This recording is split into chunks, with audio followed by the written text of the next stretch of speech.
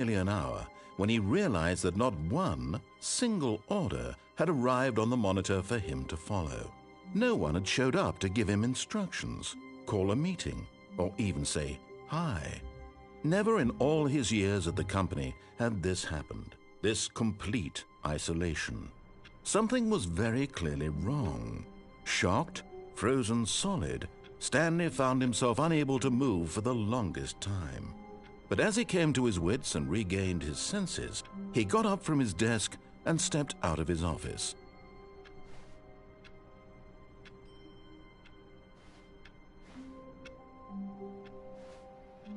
All of his co-workers were gone.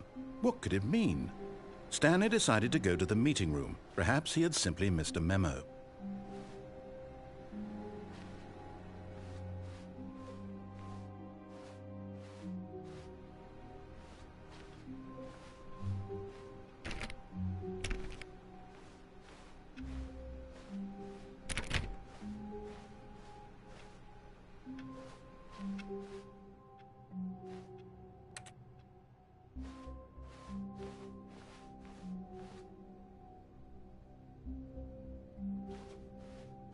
When Stanley came to a set of 2 open doors, he entered the door on his left. This was not the correct way to the meeting room, and Stanley knew it perfectly well. Perhaps he wanted to stop by the employee lounge first, just to admire it. Ah, yes, truly a room worth admiring. It had really been worth the detour after all, just to spend a few moments here in this immaculate, beautifully constructed room. Stanley simply stood here, drinking it all in.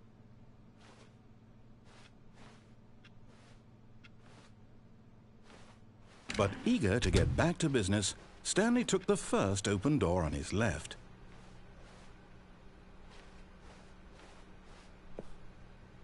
Stanley was so bad at following directions, it's incredible he wasn't fired years ago.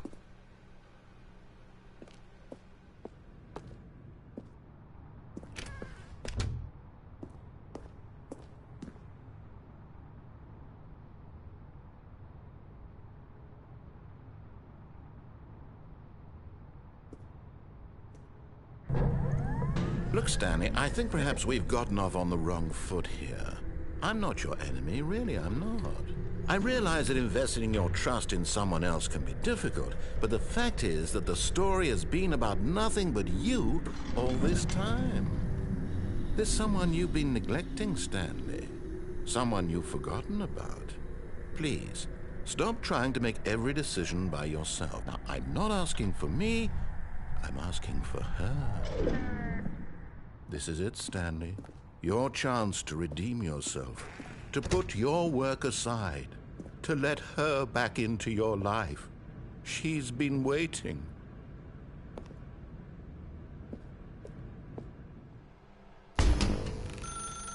That's her, Stanley. You need to be the one to do this, to reach out to her. If you can truly place your faith in another, then pick up the phone.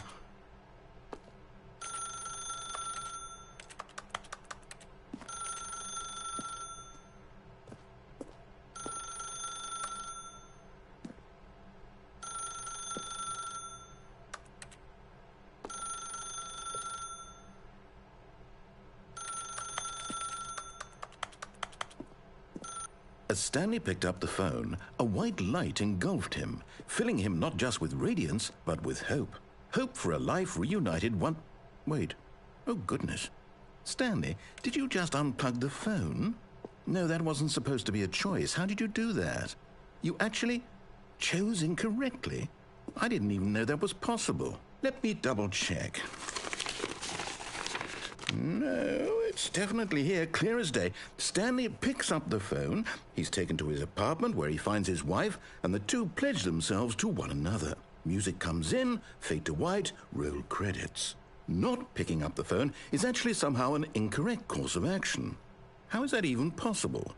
None of these decisions were supposed to mean anything. I don't understand. How on earth are you making meaningful choices? What did you... Wait a second. Did I just see... No, that's not possible. I can't believe it. How had I not noticed it sooner? You're not Stanley. You're a real person. I can't believe I was so mistaken. This is why you've been able to make correct and incorrect choices. And to think I've been letting you run around in this game for so long. If you'd made any more wrong choices, you might have negated it entirely. It's as though you completely ignored even the most basic safety protocol for real-world decision-making. Or did you not grasp the severity of the situation? Well, I won't have that kind of risk on my watch.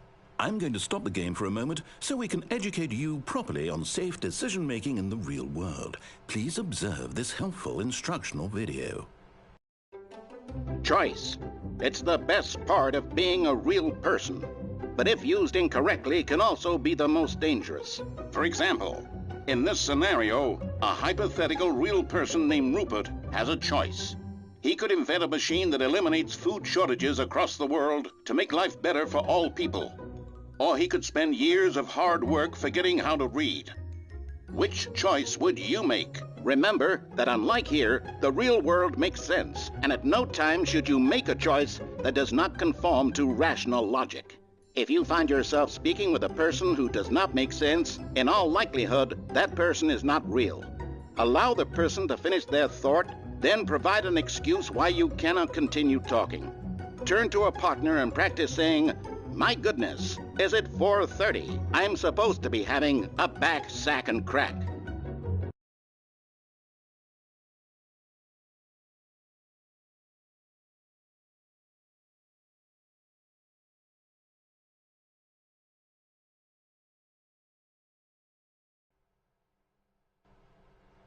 Excellent.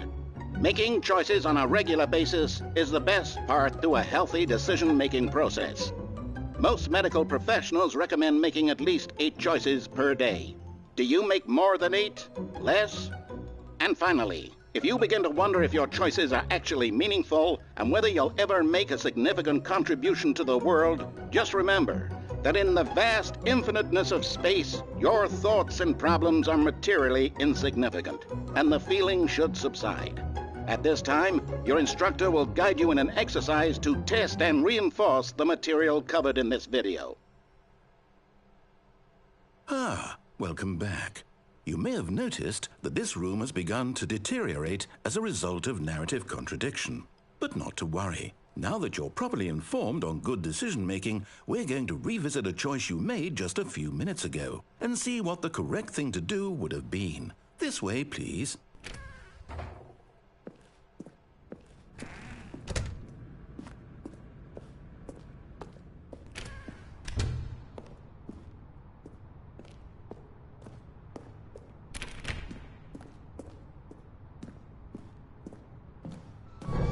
Now that we know your choices are meaningful, we can't have you jumping off the platform and dying.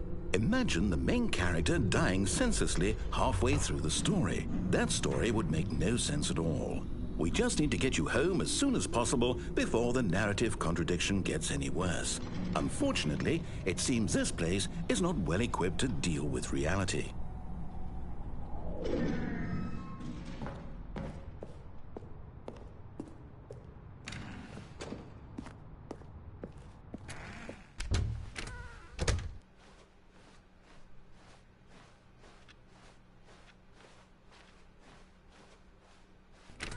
Almost there.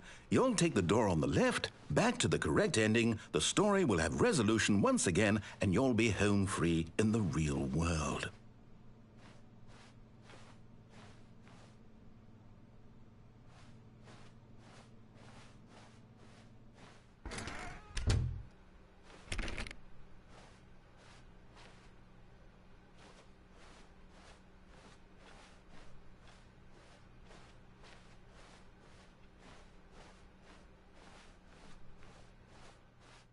Now remember, all you need to do is behave exactly as Stanley would.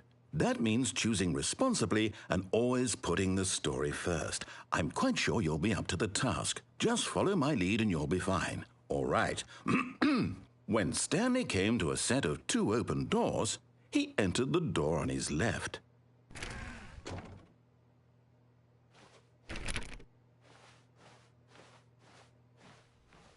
No! Why did you do that? Quickly, hurry back in the other direction. Perhaps we're not too late.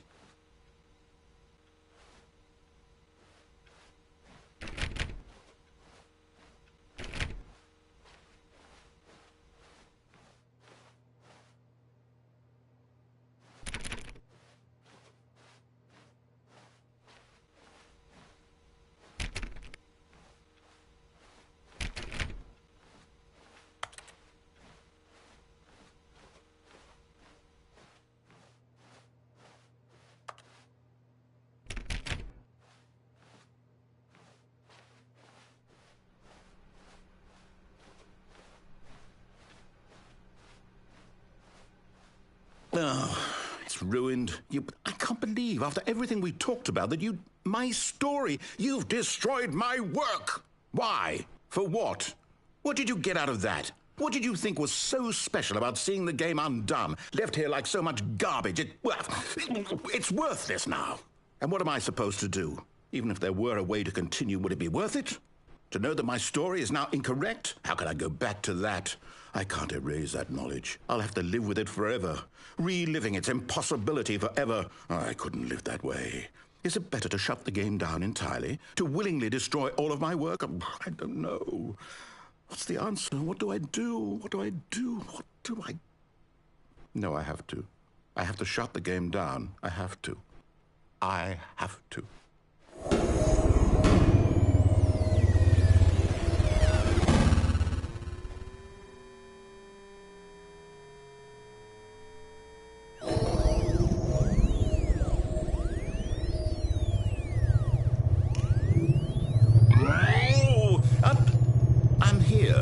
I'm still here in this pile of rubbish, with you, who thought you were so clever.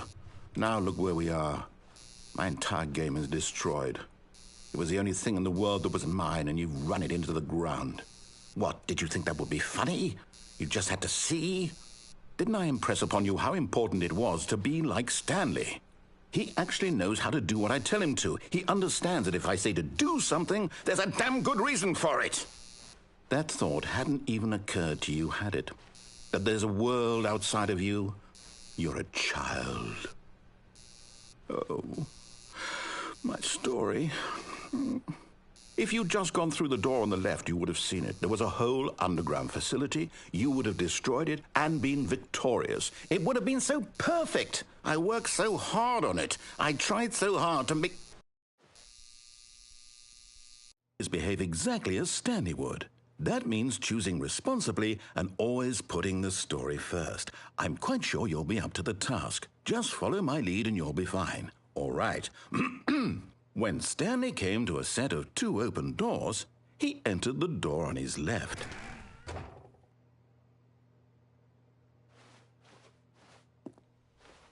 No! Why did you do that? Quickly, hurry back. Behave exactly as Stanley would. That means choosing responsibly and always putting the story first. I'm quite sure you'll be up to the task. Just follow my lead and you'll be fine. All right. When Stanley came to a set of 2 open doors, he entered the door on his left.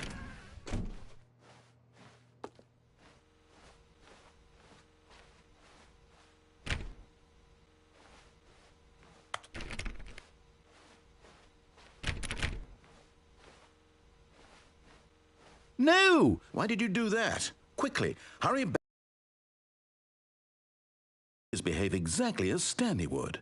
That means choosing responsibly and always putting the story first. I'm quite sure you'll be up to the task. Just follow my lead and you'll be fine. All right. When Stanley came to a set of 2 open doors, he entered the door on his left.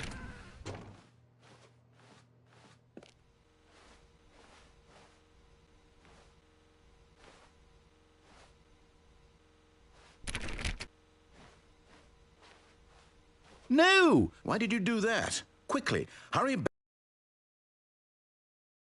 Behave exactly as Stanley would. That means choosing responsibly and always putting the story first. I'm quite sure you'll be up to the task. Just follow my lead and you'll be fine. All right. When Stanley came to a set of 2 open doors, he entered the door on his left.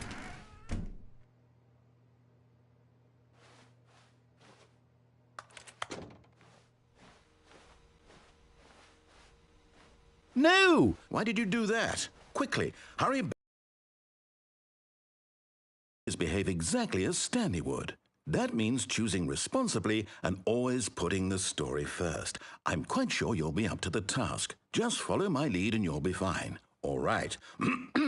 When Stanley came to a set of 2 open doors, he entered the door on his left.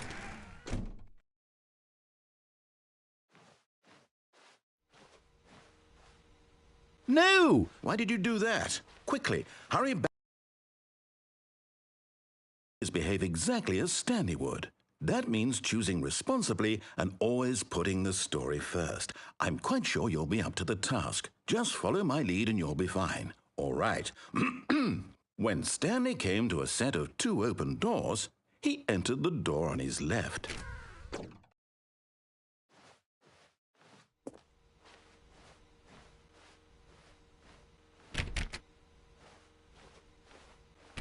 No! Why did you do that? Quickly, hurry back. Behave exactly as Stanley would. That means choosing responsibly and always putting the story first. I'm quite sure you'll be up to the task. Just follow my lead and you'll be fine. All right. When Stanley came to a set of 2 open doors, he entered the door on his left.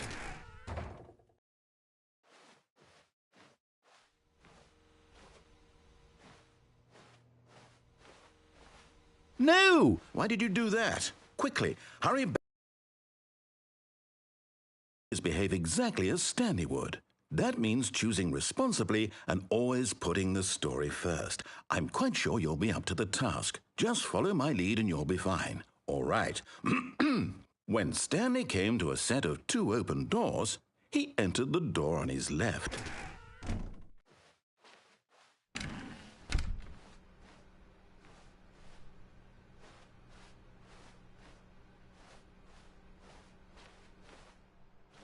Yet there was not a single person here either. Feeling a wave of disbelief, Stanley decided to go up to his boss's office, hoping he might find an answer there.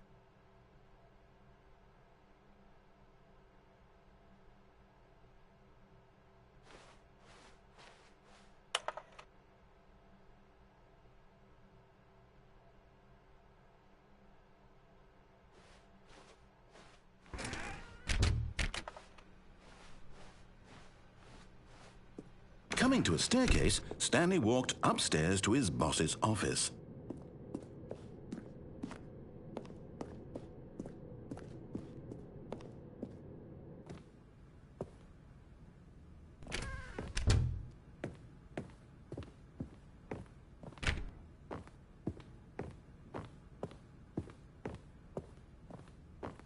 Stepping inside his manager's office, Stanley was once again stunned to discover not an indication of any human life.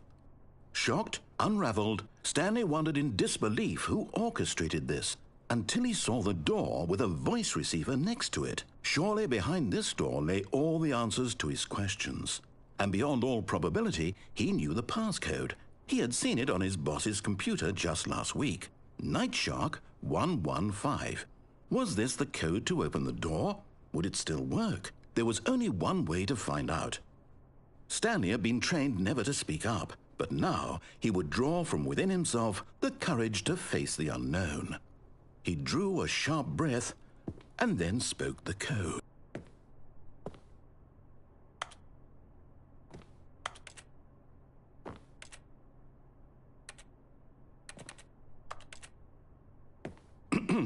Stanley spoke the code. Night Shark 115. He spoke it into the receiver, right there on the wall.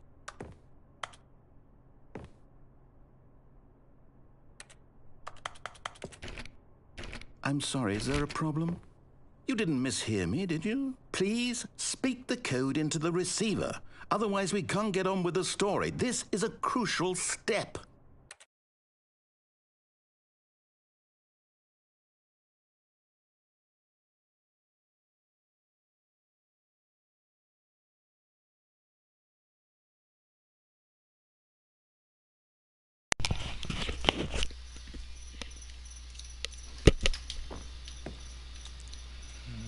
Night Shark 115. Okay, fine. You're not going to do it.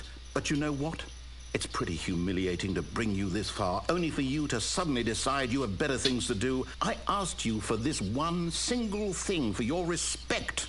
The kind of respect Stanley shows for his choices. He knows what it means to take a story seriously. If you didn't want to see what I had to show you, then why did you come here? You had a choice, you know. You could have gone through the door on the right. You could have done whatever the hell you wanted over there. Why did you come this way? Speak. Say something to me. Explain yourself, you coward. You...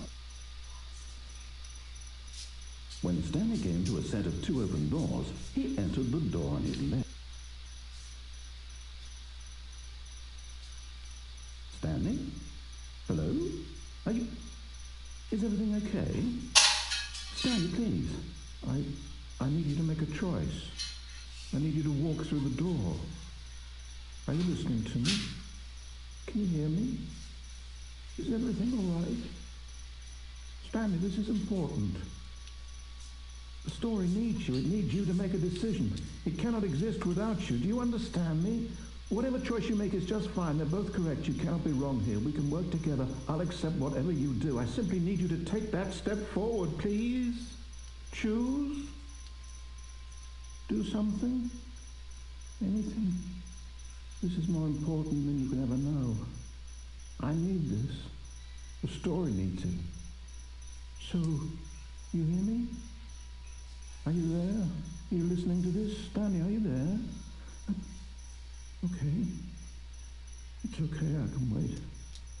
You need time to decide. Time to make sure your choice is correct. That is the best choice. That's all right. I'll wait for you to decide what's the right thing to do. Take as much time as you need.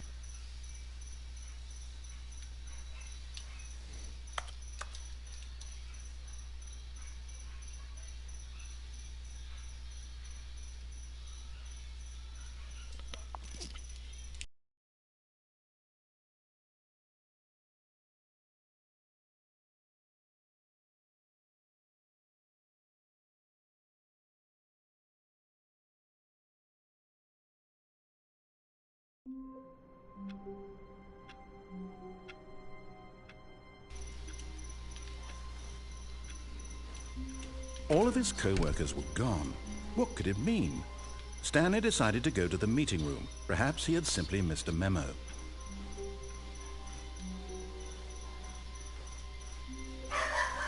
When Stanley came to a set of 2 open doors, he entered the door on his left. This was not the correct way to the meeting room, and Stanley knew it perfectly well. Perhaps he wanted to stop by the employee lounge first, just to admire it. Wow, yes, this room. What a beautiful... But eager to get back to business, Stanley took the first open door on his left.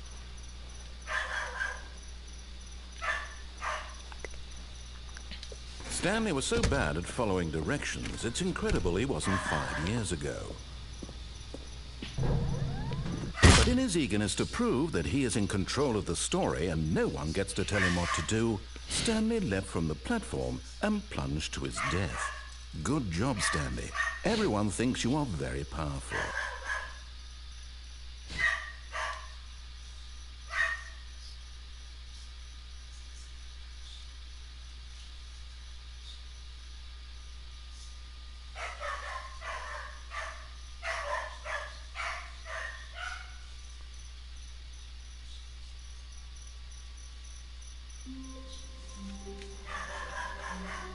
All of his co-workers were gone. What could it mean? Stanley decided to go to the meeting room. Perhaps he had simply missed a memo.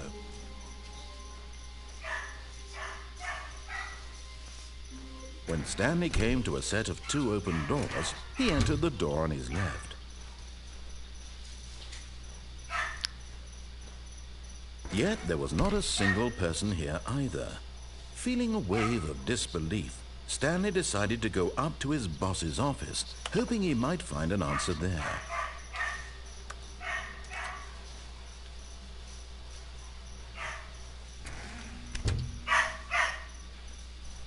Coming to a staircase, Stanley walked upstairs to his boss's office.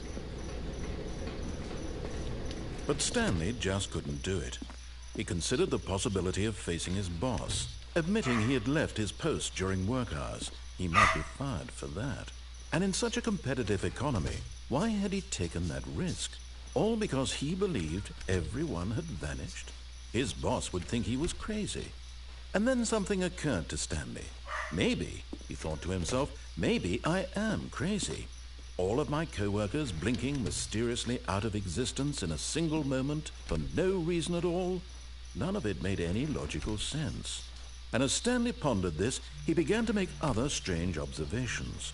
For example, why couldn't he see his feet when he looked down?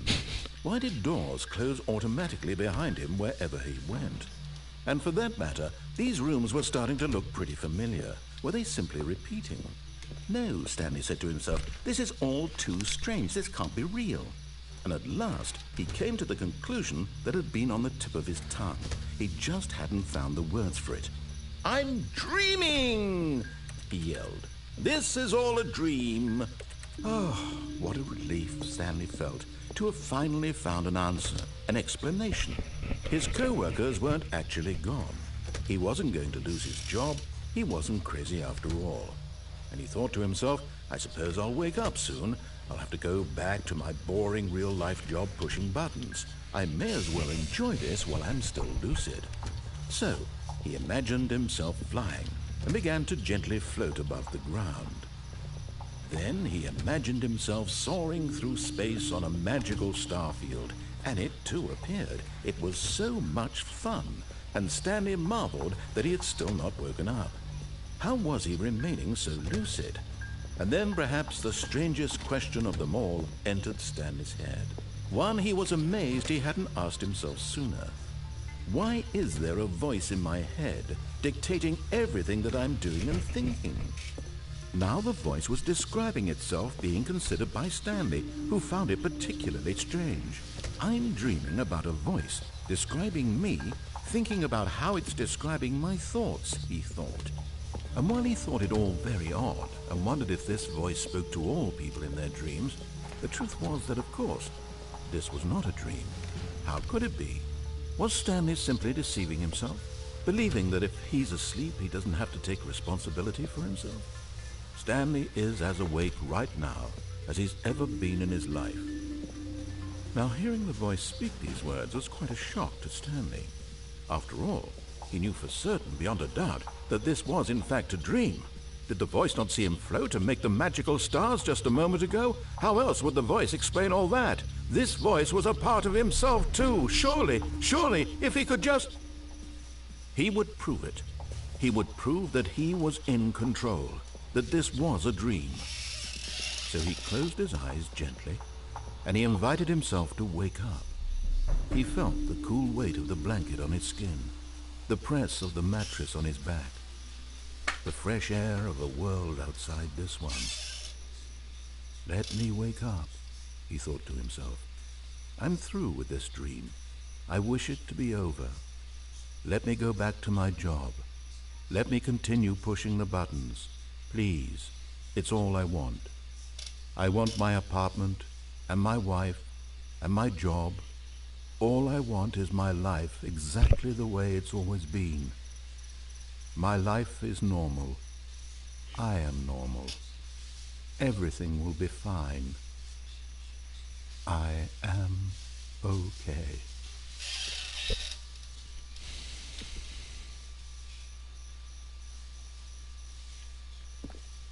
Stanley began screaming. Please, someone, wake me up. My name is Stanley. I have a boss. I have an office. I am real. Please, just someone tell me I am real. I must be real. I must be. Can anyone hear my voice? Who am I? Who am I? And everything went black.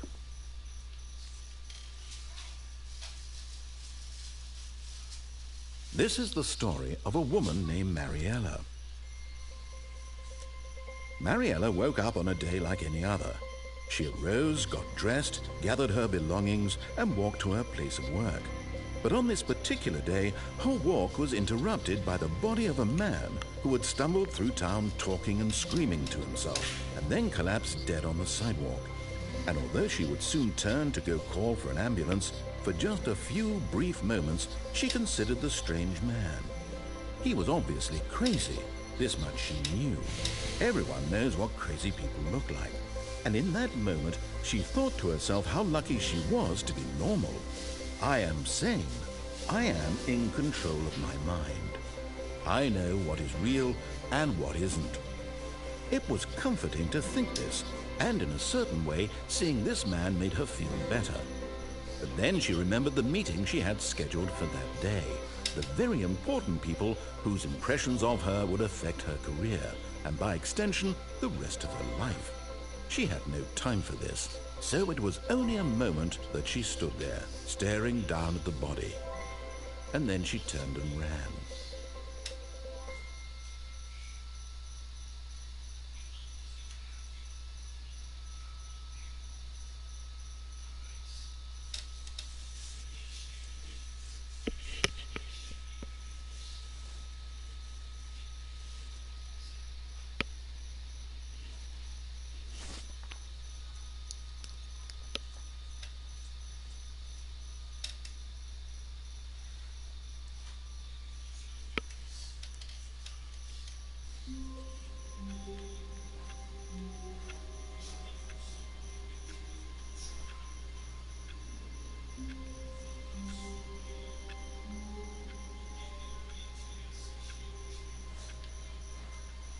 All of his co-workers were gone.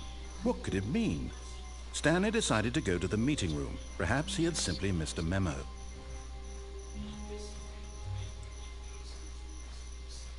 When Stanley came to a set of 2 open doors, he entered the door on his left.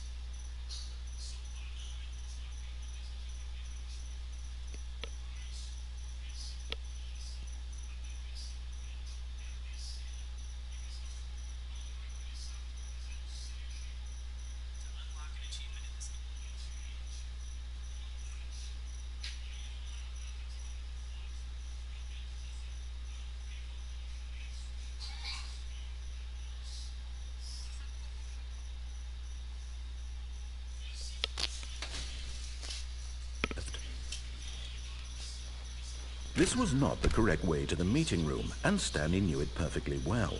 Perhaps he wanted to stop by the employee lounge first, just to admire it. The lounge was sublime, a work of art. What was it about? But eager to get back to business, Stanley took the first open door on his left. And so he detoured through the maintenance section, walked straight ahead to the opposite door, and got back on track.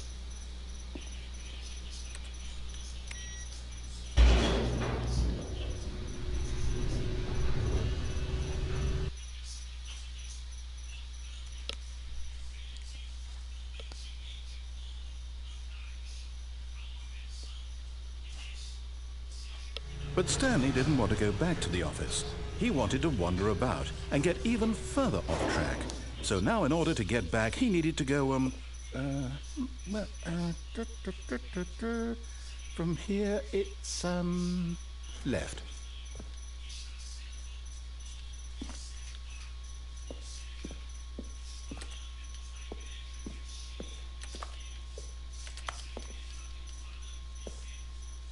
Oh, no, it's to the right, my mistake. No, not the right. Why would I have ever said it was to the right? What was I thinking? It's clearly... Oh dear, would you hold on for a minute, please? Now, let's see. We went down right, left, down, left, right. Yep, okay, yes. I've got it now. This story is absolutely, definitely this way.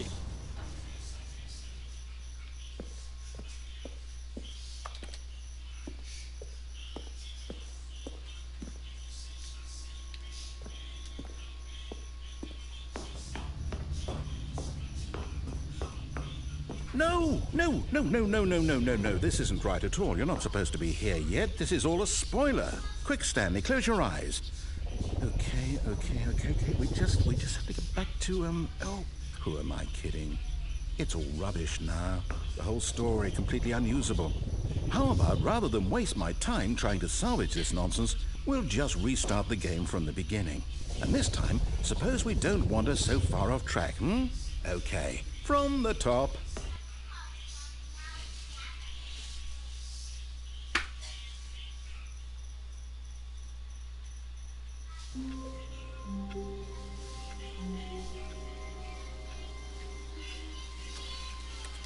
All of his co-workers were gone. What could it mean? Stanley decided to go to the meeting room. Perhaps he had simply missed a memo.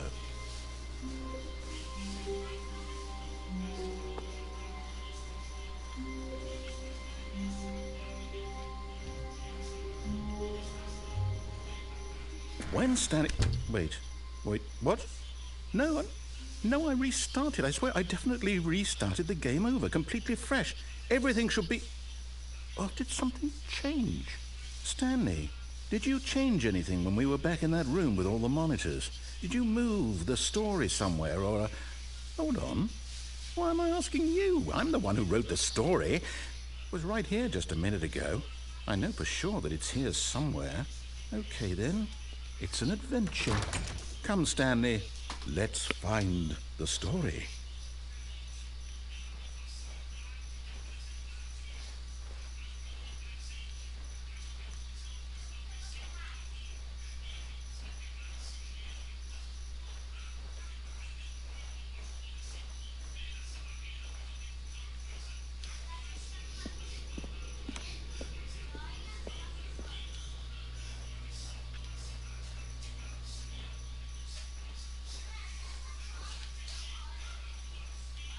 I'll say it. This is the worst adventure I've ever been. I can promise you there definitely was a story here before. Do we need to restart the game again? Well, I find it unlikely that we'll ever progress by starting over and over again. But it's got to be better than this. Okay, let's give it a shot. Why not?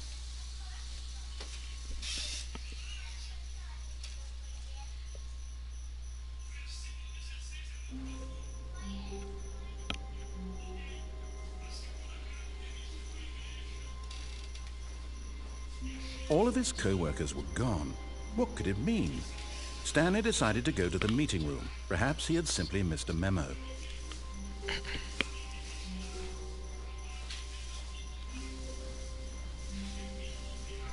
Okay, yep, it's worse. I might be remembering this wrong. It's possible the story is back where we just came from. Why don't we go back the other direction and see if we missed anything?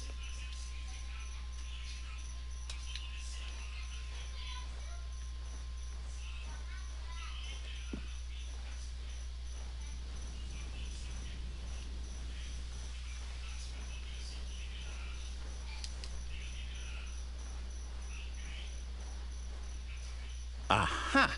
I knew we'd missed something. The story. Here it comes. No, wait, never mind. Not the story. Okay, let's head back the other way and retrace our steps. Now this... Well, I'll be honest, I don't recognize this place at all. Is this the story? I don't think so. I can't quite recall, but I believe my story took place in an office building. Is that correct? Do you remember, Stanley? Well, do you know what? Since I've completely forgotten what we were supposed to be doing, how about this? You win! Congratulations!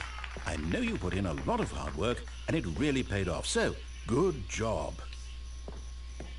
Oh, no. No, I don't feel right about this at all. We both know you didn't put in any actual work for that win. Some people win fair and square, and this was not one of those situations.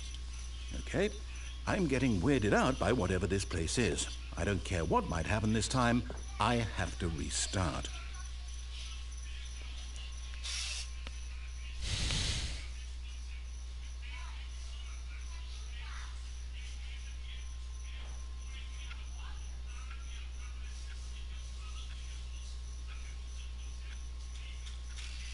All right, I've got a solution. This time, to make sure we don't get lost, I've employed the help of the Stanley Parable Adventure Line. Just follow the line. How simple is that?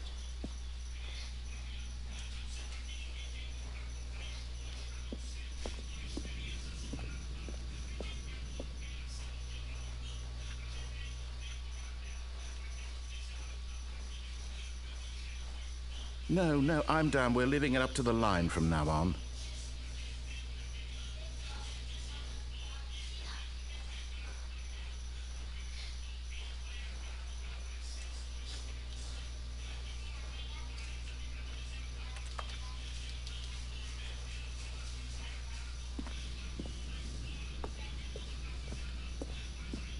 You see? The line knows where the story is. It's over in this direction. Onward, Stanley, to destiny. Though, here's a thought. Wouldn't wherever we end up be our destination, even if there's no story there? Or to put it another way, is the story of no destination still a story? Simply by the act of moving forward, are we implying a journey such that a destination is inevitably conjured into being via the very manifestation of the nature of life itself? Okay, Stanley, I need to follow this train of thought for a minute. Just stick with me. Now, we can both agree that the nature of existence is in fact a byproduct of one's subjective experience of that existence, right? Okay. Now, if my experience of your existence rests inside of your subjective experience of this office, is this office, in fact, the skeleton of my own relative experiential mental subjective construct? Whoa. Hang on. That got a bit weird back there.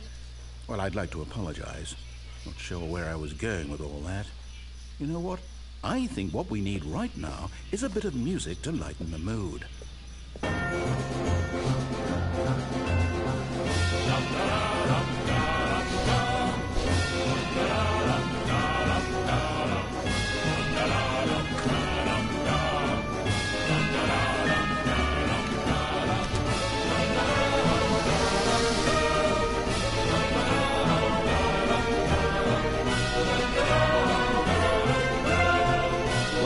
Cut the music, go back and look at that fern.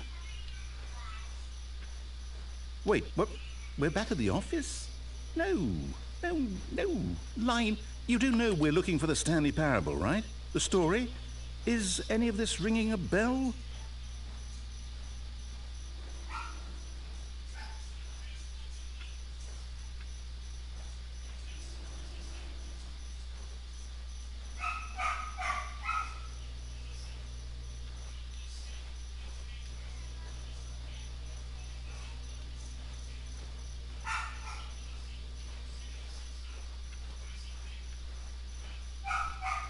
Stanley, this fern will be very important later in the story.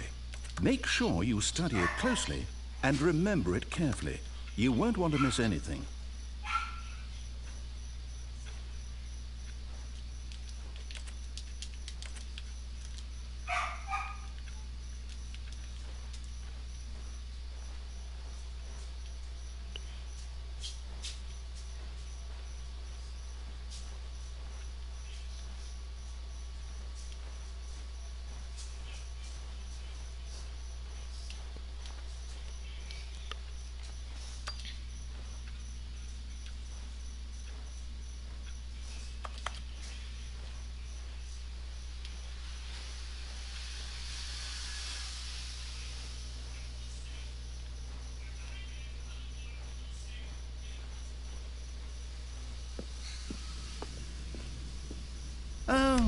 Oh, no, not again, Line. How could you have done this to us? And after we trusted you, after everything we've been through, you...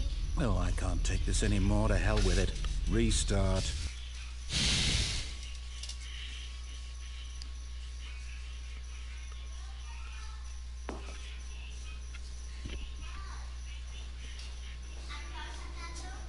You know what, Stanley? I say forget the adventure line. What's it ever done for us? We're intelligent people, right? Why can't we make up our own story? Something exciting, daring, mysterious. Ooh, this all sounds perfectly doable. Why don't we simply start wandering in, well, I don't know. How about this direction?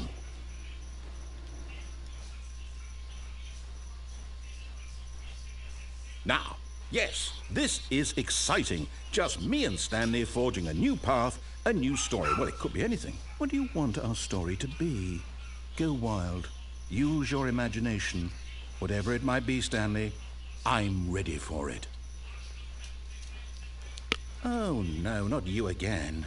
Stanley, I'd also like to veto the line from having any role in our awesome new story. No lines or monitor rooms. Just don't acknowledge it, and we should be fine.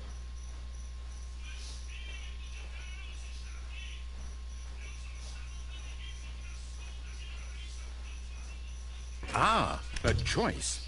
We get to make a decision. From here, the story is in our control. How important we mustn't squander the opportunity. In fact, I believe I need a minute to think here. Just walk in circles for a minute. Okay, so I know that each door has to lead somewhere, which means that somewhere, the place where we're trying to go, there must be a reverse door that leads here. And that in turn means that our destination corresponds with the counter-inverted reverse door's origin. So starting from the right, let us ask, will taking the right door lead us to where we're going? And since the answer is clearly yes, then by all accounts, the door on the right is the correct one. Another victory for logic. Come, Stanley, our destiny awaits.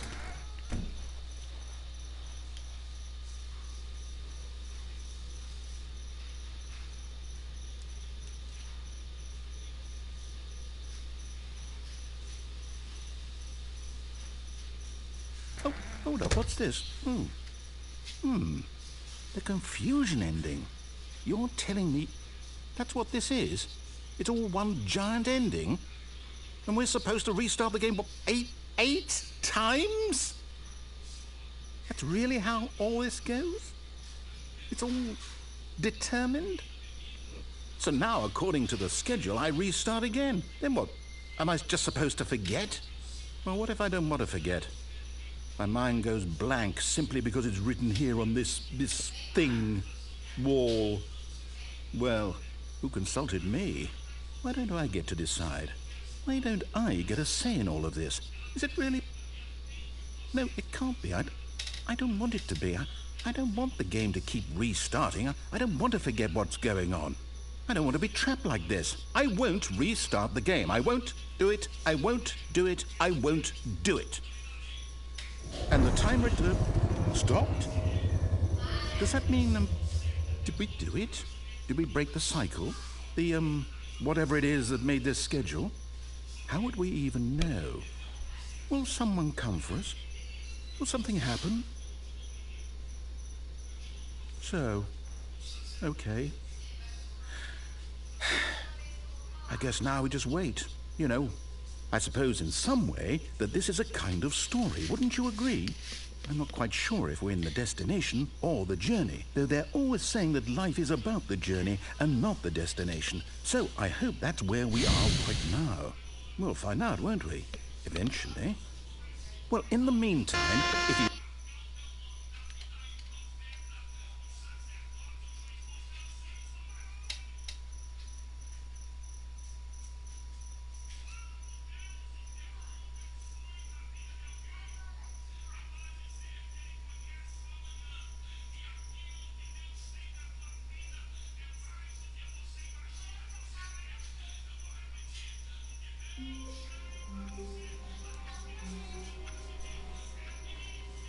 All of his co-workers were gone. What could it mean? Stanley decided to go to the meeting room. Perhaps he had simply missed a memo.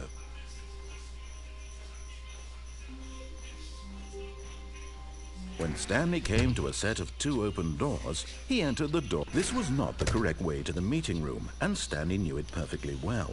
Perhaps he wanted to stop by the employee lounge first, just to admire it. Standing now in this incredible room, Stanley for the first time understood true happiness. Then the feeling went away, and he felt sad again. Then it came back, but eager to get back to business, Stanley took the first open door on his left. Stanley was so bad at following directions, it's incredible he wasn't fired years ago.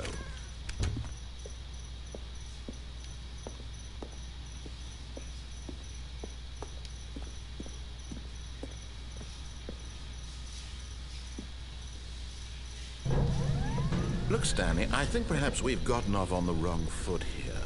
I'm not your enemy, really, I'm not. I realize that investing your trust in someone else can be difficult, but the fact is that the story has been about nothing but you all this time. There's someone you've been neglecting, Stanley. Someone you've forgotten about. Please, stop trying to make every decision by yourself. Now, I'm not asking for me, I'm asking for her. This is it, Stanley. Your chance to redeem yourself, to put your work aside, to let her back into your life. She's been waiting.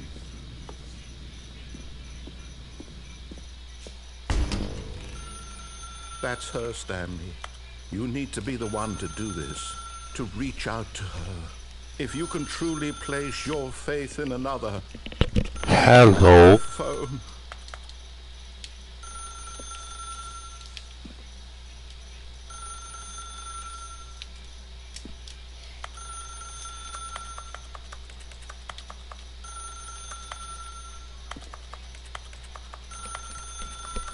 Hello.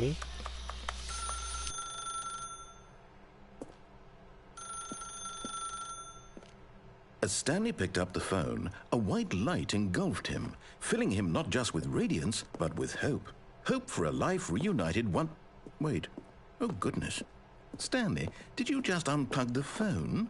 No, that wasn't supposed to be a choice. How did you do that? You actually chose incorrectly? I didn't even know that was possible. Let me double check. No, it's definitely here, clear as day. Stanley picks up the phone. He's taken to his apartment where he finds his wife, and the two pledge themselves to one another. Music comes in, fade to white, roll credits. Not picking up the phone is actually somehow an incorrect course of action. How is that even possible? None of these decisions were supposed to mean anything. I don't understand. How on earth are you making meaningful choices? What did you... Wait a second. Did I just see... No, that's not possible. I can't believe it. How had I not noticed it sooner? You're not Stanley. You're a real person. I can't believe I was so mistaken. This is why you've been able to make correct and incorrect choices. And to think I've been letting you run around in this game for so long. If you'd made any more wrong choices, you might have negated it entirely. It's as though you completely ignored even the most basic safety protocol for real-world decision-making. Or did you not grasp the severity of the situation? Well...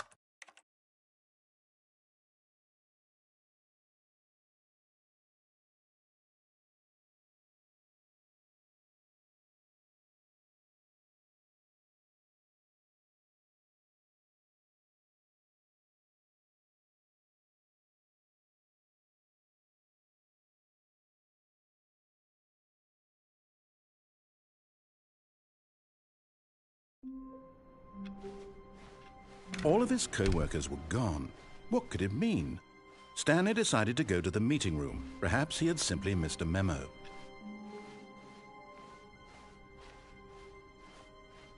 When Stanley came to a set of 2 open doors, this was not the correct way to the meeting room, and Stanley knew it perfectly well.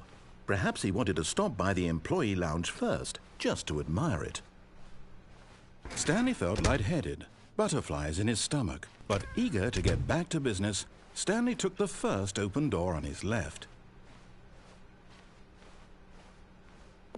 Stanley was so bad at following directions, it's incredible he wasn't fired years ago. Look, Stanley, I think perhaps we've gotten off on the wrong foot here. I'm not your enemy, really, I'm not. I realize that investing your trust in someone else can be difficult, but the fact is that the story has been about nothing but you all this time. What? Really? I was in the middle of something. Do you have zero consideration for others? Are you that convinced that I want something bad to happen to you? Why, I don't know how to convince you of this, but I really do want to help you, to show you something beautiful. Look, let me prove it. Let me prove that I'm on your side. Give me a chance. Now listen carefully, this is important. Stanley walked through the red door. Aha, perhaps you misunderstood. Stanley walked through the red door. I still don't think we're communicating properly. Stanley walked through the red door. All right, fine. Go ahead, Stanley. You want to know so badly what's out there? You want to find out what lies at the end of this road you've chosen? Well, don't let me stop you. You see? There's nothing here. I haven't even finished building this section of the map because you were never supposed to be here in the first place. Broken rooms, exposed developer textures. Is this what you had wanted? Was it worth ruining the entire story I had written out specifically for you? Do you not think I put a lot of time into that? Because I did. And in the end, it was all for nothing. Because this is what you wanted to see. Help me here, Stanley. Help elucidate these strange and unknowable desires of yours. What would have made this game better? What did you want to see? Vehicles? Skill trees? Work with me. You've given me absolutely nothing so far. Tell you what. Let me take a stab in the dark at a new design, and you can give me some feedback. There we go. A third option. This already feels leaps ahead of where we were before. Go ahead, Stanley. Take it for a spin.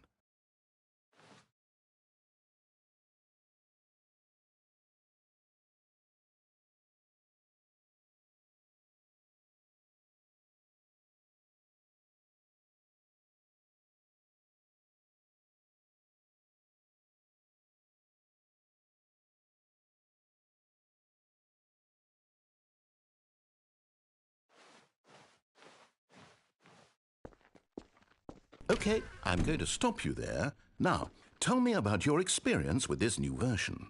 Would you say that the game benefited from allowing you more choices? Feel free to be honest. I'm looking for some real critical feedback here.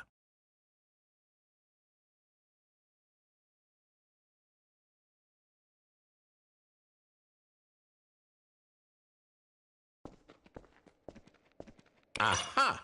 You see, I knew I was onto something. Where do these flashes of inspiration come from? How did I know the game needed a third door? Well, it's instinct mostly, a calling in your gut. I really couldn't say where the idea came from, except that I felt it in my soul. You can't teach that, Stanley. Don't even try. Here, based on the data from your previous playthrough, I've compiled a new version. And to be perfectly candid, I think I've knocked it out of the park with this one. Let's take a look.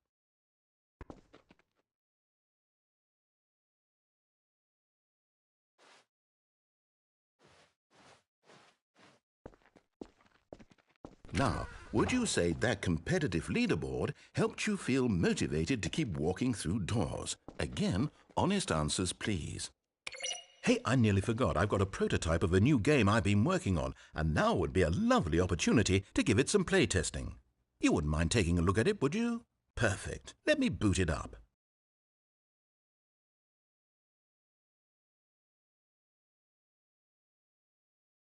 In this game, the baby crawls left towards danger.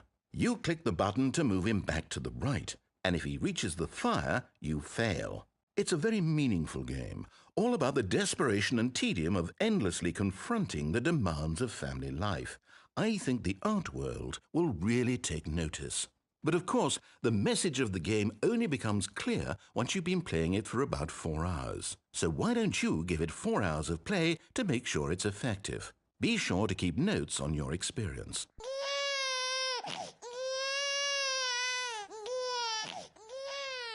You heartless bastard! Did you do it because you hate babies or purely to spite me? Because if it's the latter, well, I don't know what to do. I'm completely out of ideas. I can't think of a single thing that might improve the experience for me. I'm not even going to try. I'm out. I'm done. It's over. Thank you for playing. Your input was extremely valuable. Oh, hey, since my game was so awful, why don't we play someone else's game, just to ease the pain? Let's see.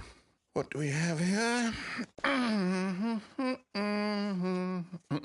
Yes. This seems like it'll work. Let's give it a shot.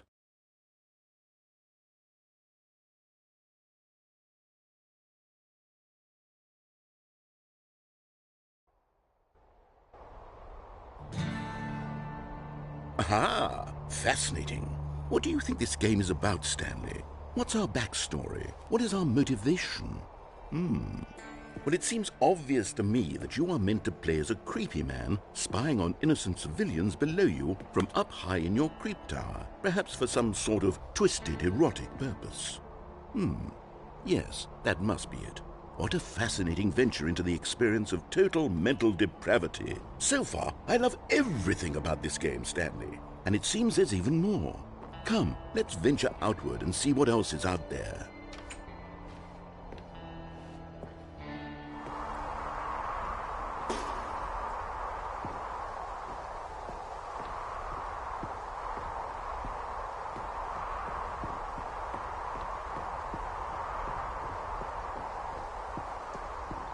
Oh, no. No, it can't be. It is. It's an open world game. Good God, quickly, block it off. Oh, thank goodness, Stanley. What a close call. You nearly wandered off into that thing. That big, open, just wandering around. No right or wrong directions. No path to follow. You can just go in any... Oh, thank heavens we avoided it. We're out of the woods now, Stanley. Okay, I'm going to get us out of here. Let's find another game. Preferably something with walls. Something with nice, big, insurmountable walls. Okay, I think this will be just the thing.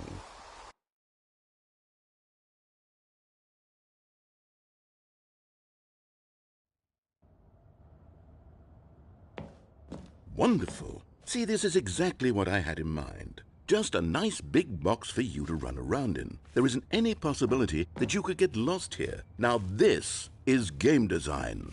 Stanley, if you manage to get lost in this game, I will be phenomenally impressed. Okay, so what exactly do we do here? Let's see. There are lots of cars here in the back, but obviously there's no racetrack. Okay, I'm seeing that there's a ball of some kind back here. Is this game sports ball? Stanley, I think it's sports ball. Oh, what fun. We shall run the bases and do a touchdown together? Yes, I think surely we must. Okay, Stanley, here's the ball. Have fun.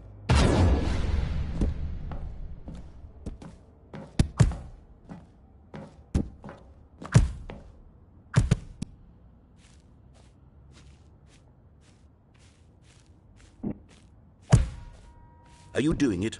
Are you winning? Is this fun? Is it better than my miserable little story that I worked so hard on?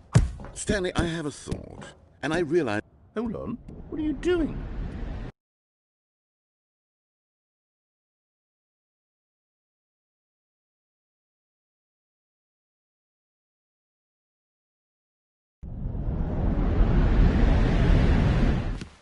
Stanley, don't do that. I can't follow you there. I can't help you.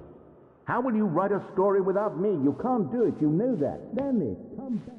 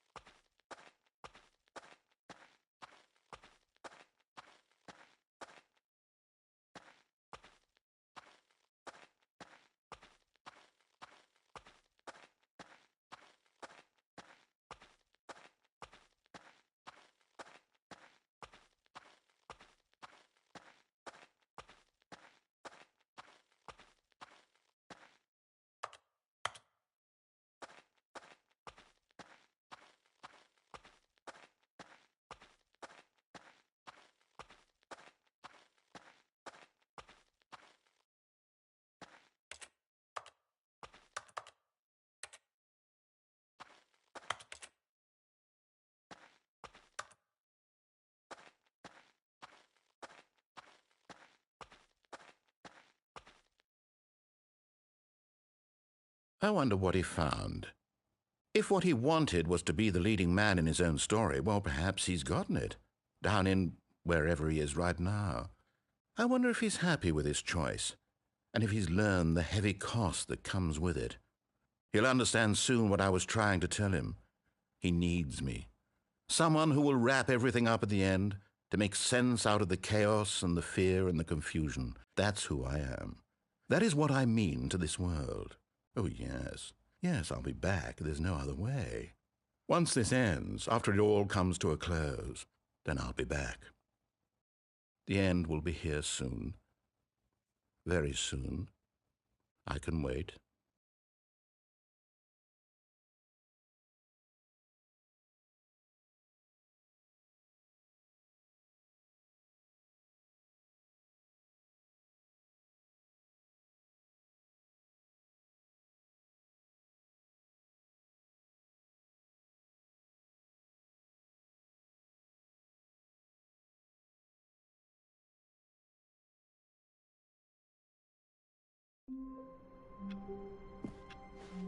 Stanley knew the office layout like the back of his hand.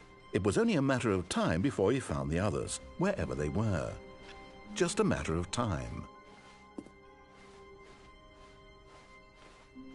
When Stanley came to a set of 2 open doors, he entered the door on his left.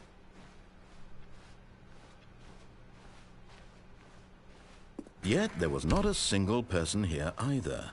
Feeling a wave of disbelief, Stanley decided to go up to his boss's office. Coming to a staircase, Stanley walked upstairs to his boss's office.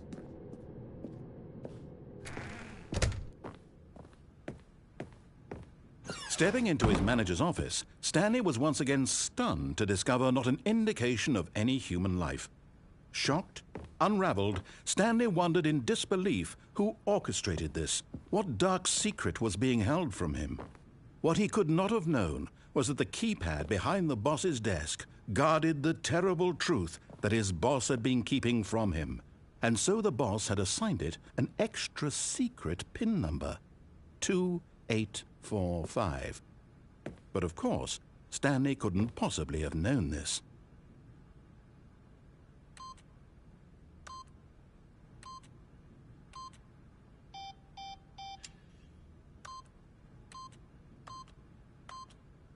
Yet incredibly, by simply pushing random buttons on the keypad, Stanley happened to input the correct code by sheer luck. Amazing. He stepped into the newly opened passageway.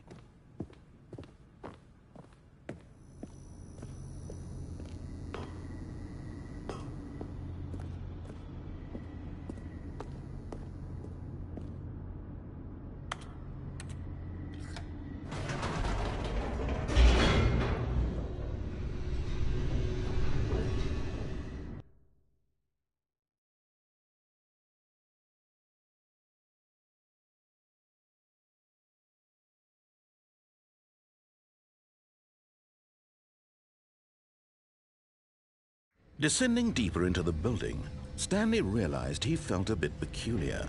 It was a stirring of emotion in his chest, as though he felt more free to think for himself, to question the nature of his job.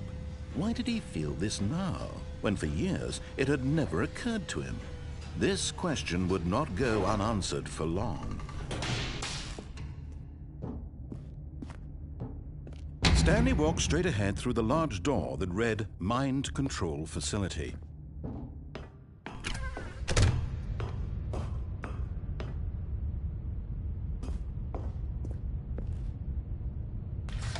The lights rose on an enormous room packed with television screens. What horrible secret did this place hold? Stanley thought to himself. Did he have the strength to find out?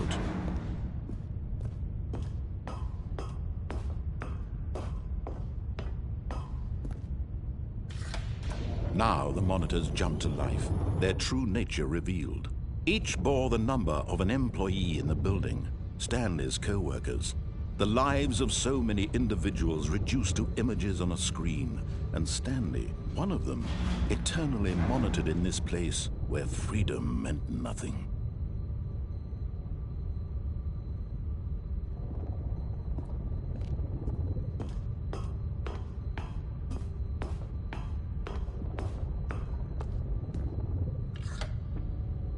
This mind control facility, it was too horrible to believe. It couldn't be true.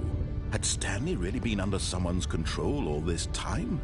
Was this the only reason he was happy with his boring job? That his emotions had been manipulated to accept it blindly?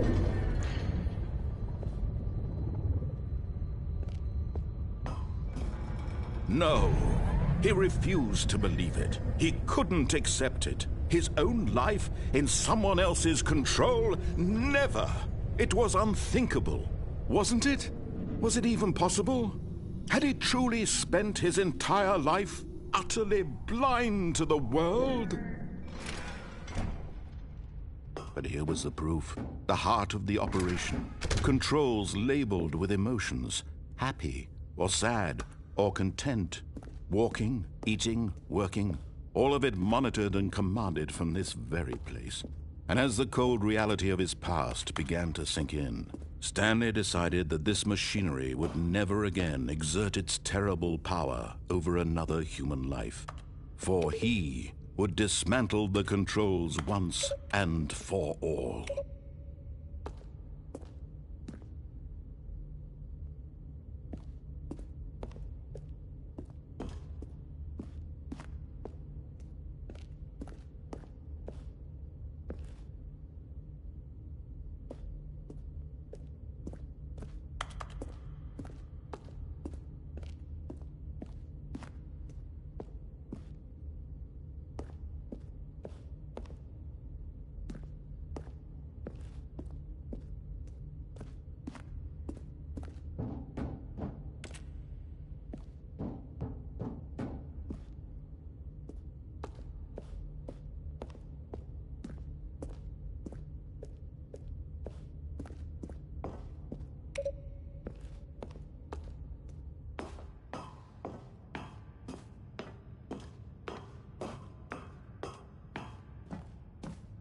And when at last he found the source of the room's power, he knew it was his duty, his obligation, to put an end to this horrible place and to everything it stood for.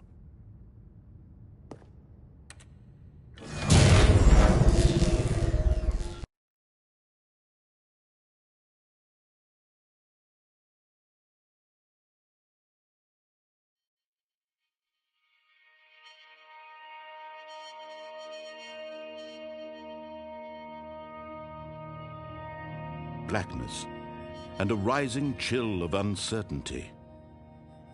Was it over? Yes!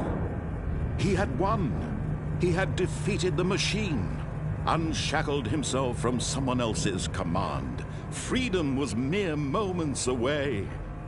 And yet, even as the immense door slowly opened, Stanley reflected on how many puzzles still lay unsolved.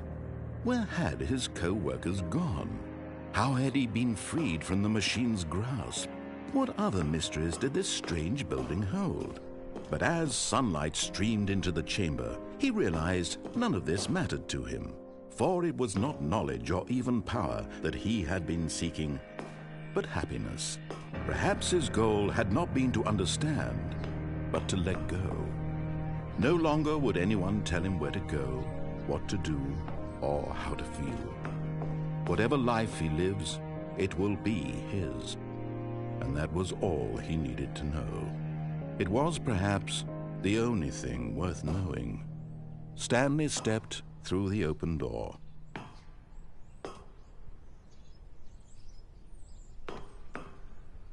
Stanley felt the cool breeze upon his skin, the feeling of liberation, the immense possibility of the new path before him.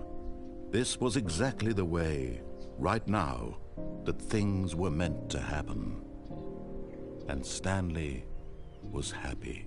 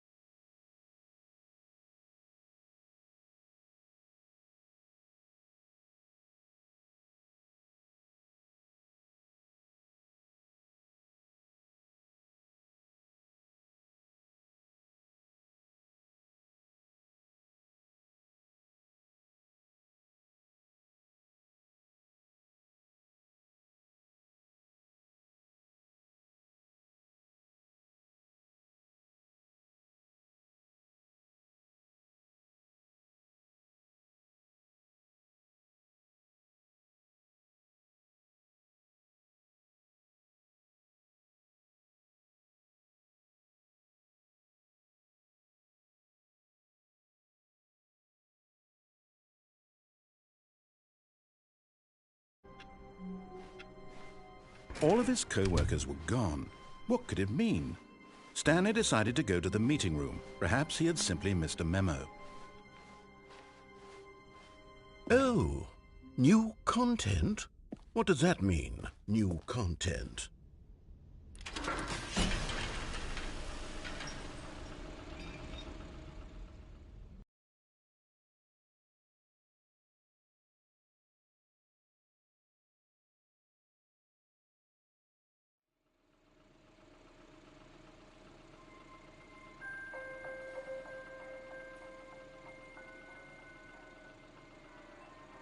Hello, and thank you for playing The Stanley Parable Ultra Deluxe.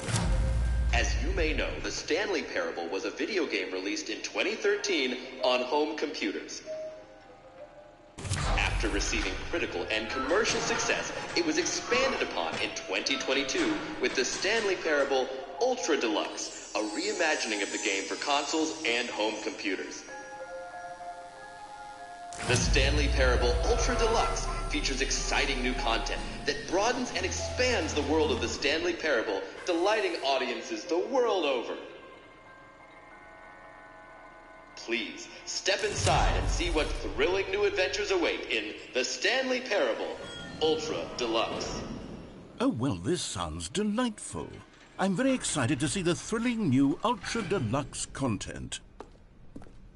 Okay, so far it's an elevator. Nothing special yet, but I'm sure it's just the beginning of a mesmerizing adventure.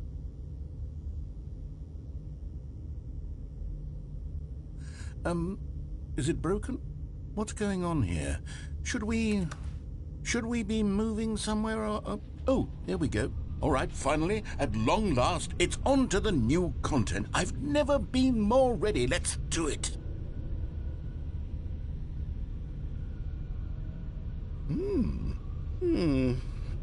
I have to say, initial impressions of Stanley Parable Ultra Deluxe, mostly tedious. It's as if the... Oh, okay. Let's see the content. Give me the content, Stanley. All right, let's see. It's the jump circle.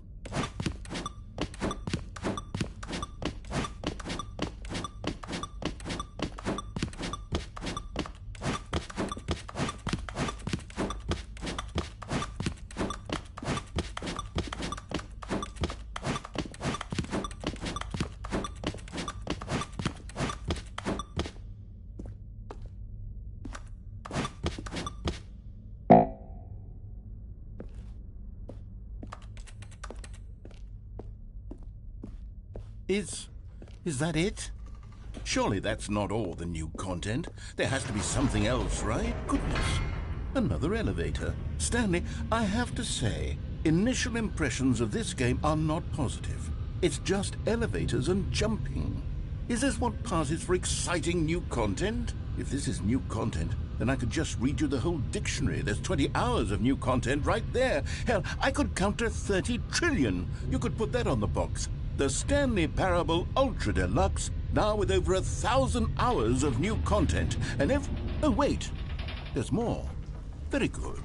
Yes. I knew there had to be something else. Let's see it. I'm ready for whatever it is. That's it?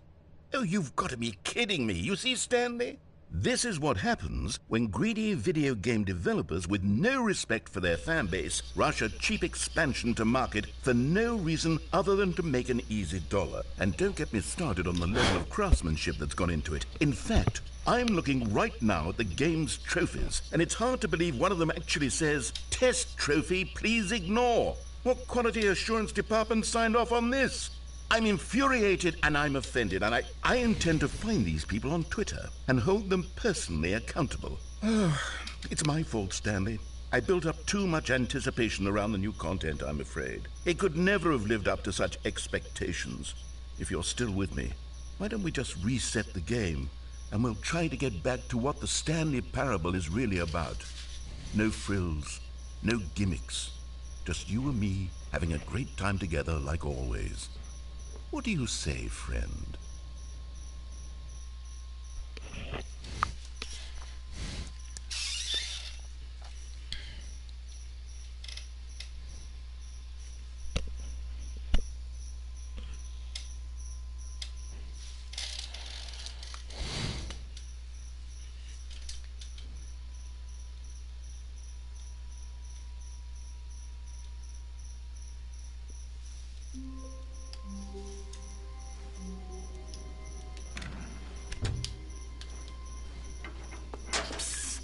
Stanley, come over here. In the vent. I want to show you something.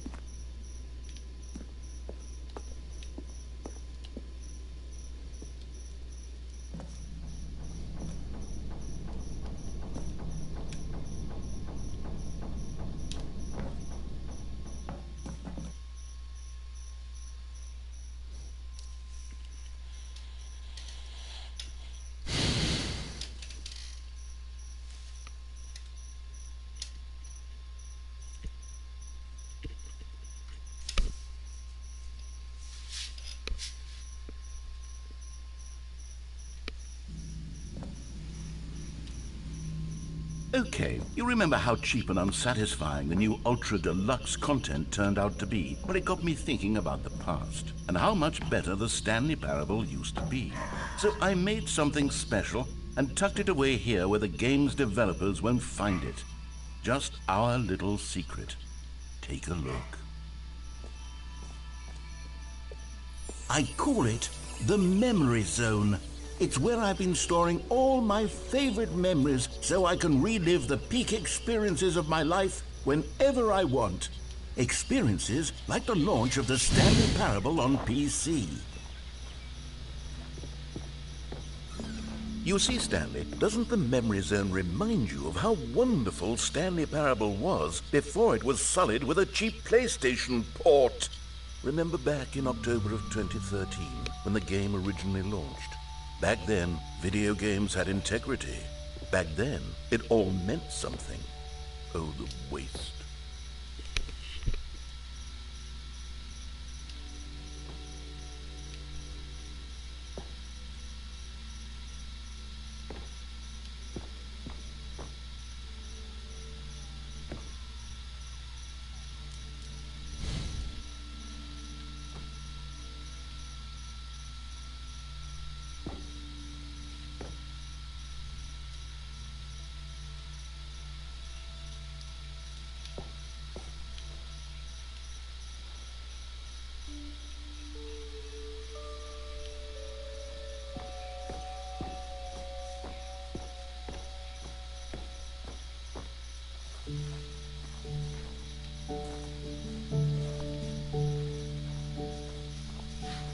And over here is where I keep reviews of the Stanley Parable.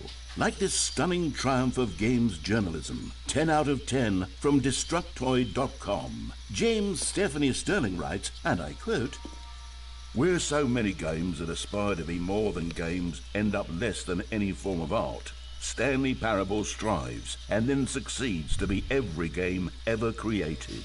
Did you hear that, Stanley? Every game ever created.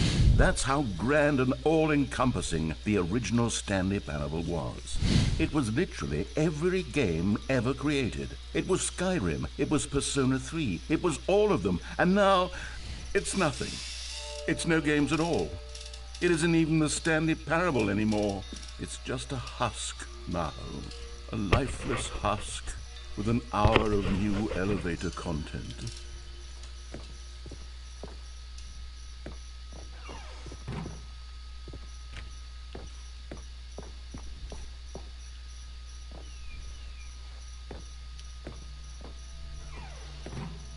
Here's another moving passage, this time from GameSpot.com. The Stanley Parable is both a richly stimulating commentary on the nature of choice in games, and one that offers some of the most enjoyable, surprising, and rewarding choices I've ever been confronted with in a game. 9 out of 10. Don't you get it, Stanley? The game was perfect. It didn't need anything else. It didn't need new content. All they had to do was transport it in pristine condition along to the PlayStation, boom, done. And they couldn't even do that. Couldn't resist the urge to go meddling with a beloved franchise.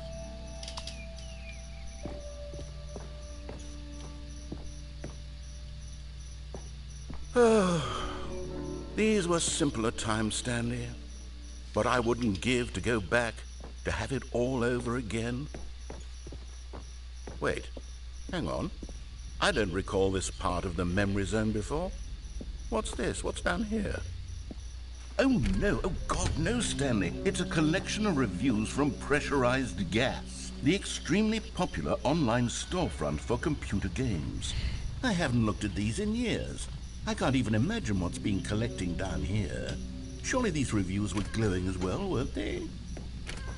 Honestly, I could not be bothered to play this game to full completion. The narrator is obnoxious and unfunny, with his humor and dialogue proving to be more irritating than entertaining. Unfunny? I'm not trying to be funny. I'm trying to make a serious work of art. I suppose I could write up a handful of gags to insert into the Stanley Parable, but the game is already such a densely layered web of profound philosophical insights that I can't even imagine where I'd have the room to stick them.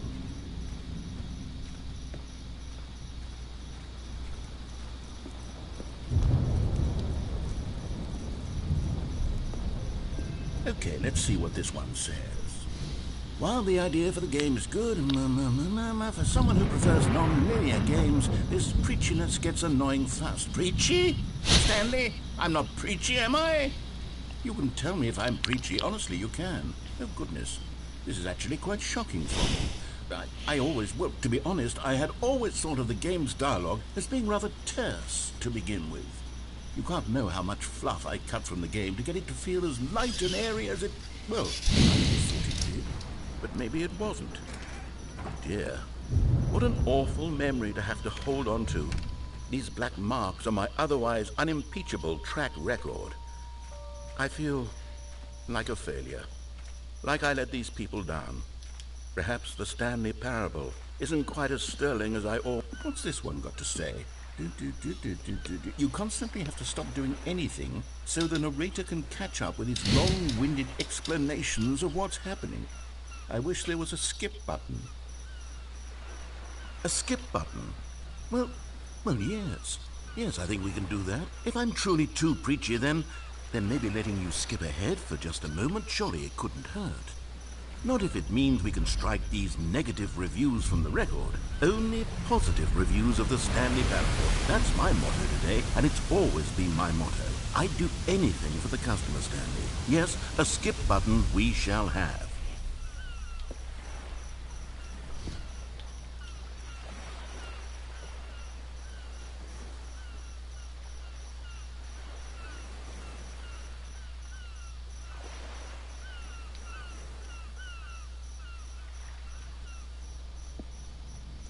And here it is. Go ahead and give it a shot. I'll pop you forward in time so that the second mine's... Oh, you're back, you see? You were only frozen in time for a few minutes, but it was plenty of time for me to deliver a long, rambling monologue Well, there, sport. You really did catch me rambling on a bit, didn't you? But that's the power of the button. The minute I start to go off on a thoughtless display of self-absorption... Okay, welcome back, Stanley. Now, I should say that the amount of time the button has been skipping through is becoming longer and longer. That last one was, well, I want to say maybe 30, 45 minutes? Stanley, please don't push the button again. It's been 12 hours. You've just been frozen there. I don't know why the skips are getting longer, but they're really, truly getting longer, and my God, there's no way out of the room. Stanley, the door is gone. It's completely gone. I've looked at it from every angle. I've checked every one of those walls. Oh, Stanley, you're back. You're back. Oh, my goodness. I have someone to talk to again. Stanley, I think it's been a week. Or 2 weeks. I've been sick. Oh, hello. It's you. You're here again. Welcome. I have had time to think about you and about us and about everything we've been through.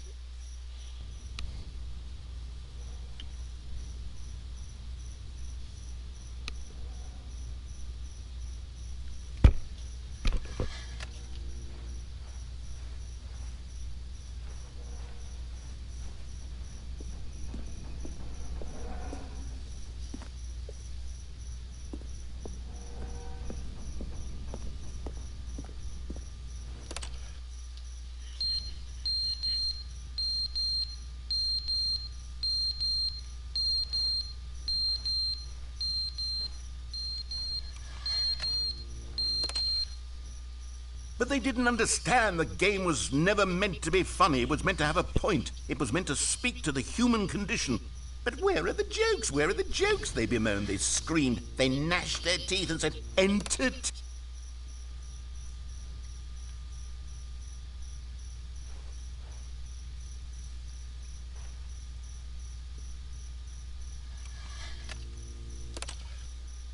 The end is never the end, is never the end, is never the end, is never the end, is never the end, is never the end, is never the end, is never the end, is never the end, is never the...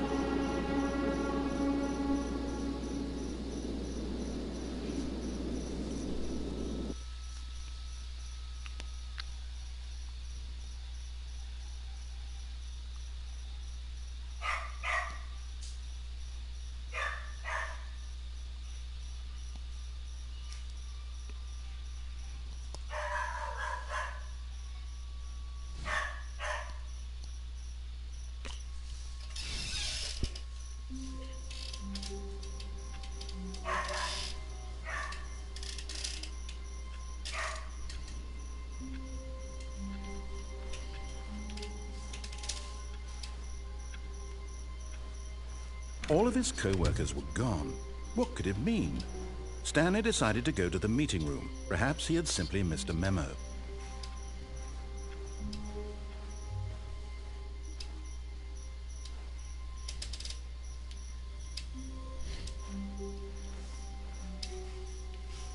Oh, good. You noticed my sign. Yes, I have something very exciting to show you.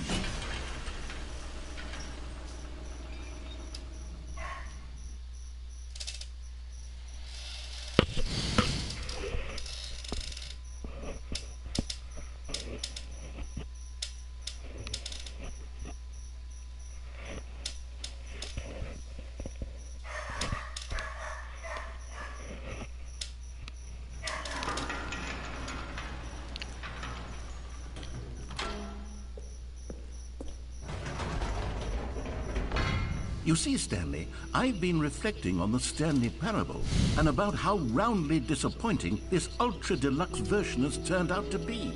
The original Stanley Parable was a landmark, and any new content for it should live up to that legacy. So forget this ultra-deluxe nonsense. I say we take it one step even further. Which is why I'm very proud to announce for the first time ever, the Stanley Parable 2.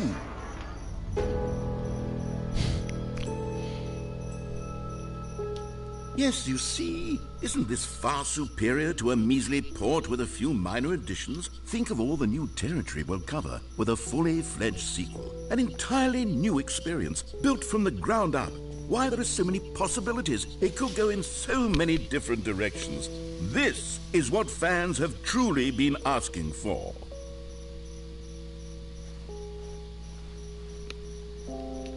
Calling it the Stanley Parable 2 is just so much catchier than Ultra Deluxe, don't you think?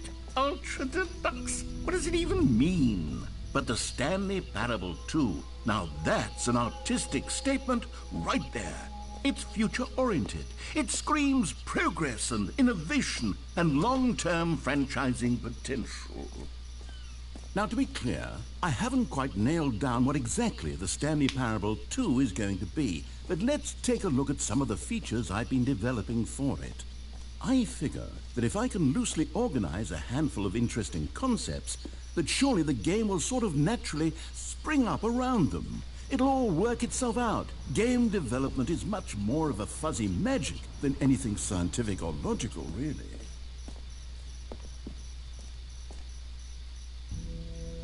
Here we are. Go on, try out some of the new features.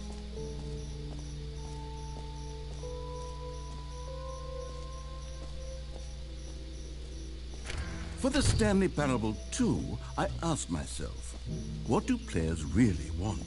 And of course, the first and most obvious answer is that they want to be individually recognized and validated as people. So with that in mind, my first addition to the game is this button which speaks the name of the person playing the game. Isn't that wonderful?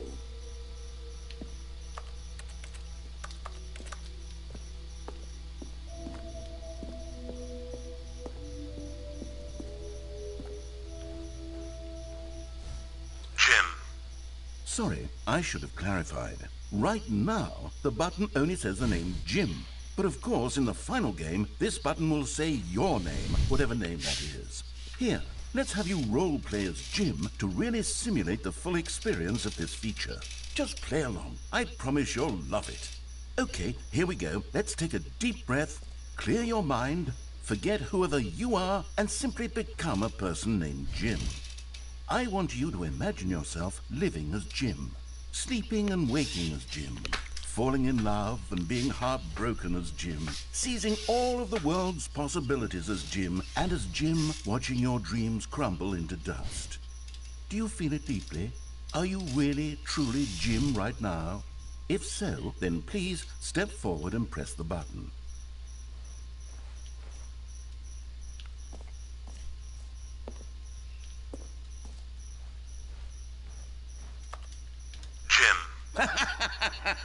Yes, you see? What a thrill, what a rush. That was you. The button described you. Do it again, do it again. Jim. Ooh, It hits even harder the second time. If this were the only new feature in the Stanley Parable 2, it would still be worth the money. Let's take a break from the gym button. I'm too emotionally drained from all of this personal validation.